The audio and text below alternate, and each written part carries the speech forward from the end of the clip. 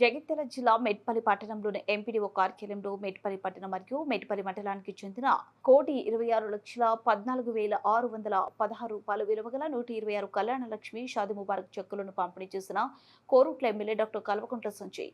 ఈ కార్యక్రమంలో market committee chairman Koona గోవర్ధర్, మారు సాయిరెడ్డి, తిరుపతి రెడ్డి, అన్ని పార్టీ రాజకీయ నాయకులు, కళ్యాణ షాదీ ముబారక్ లబ్ధిదారులు పాల్గొన్నారు. చౌలమద్ది గ్రామం బాదినే నర్సు చౌలమద్ది గ్రామం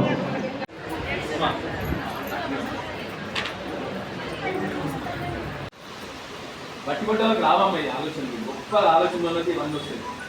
బాధ ఇవ్వాలి నాకు అందుకొరకే నేను నిజంగా చెప్తున్నా.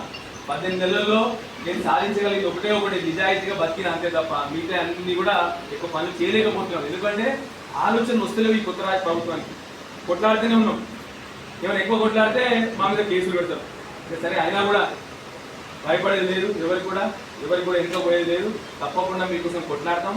100కు 100% భవిష్యత్తులో మళ్ళీ కేసీఆర్ గారి ఆశీర్వాదంతో మనందరం కూడా మంచి బాగుపడతామని అనుకోవాలి.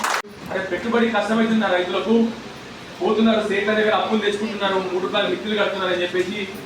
పెట్టుబడి ప్రపంచంలోనే, దేశంలో కాదు ప్రపంచంలోనే రైతులకు పెట్టుబడికి డబ్బులు ఇచ్చిన ఏకైక రాష్ట్రం మన తెలంగాణ రాష్ట్రం.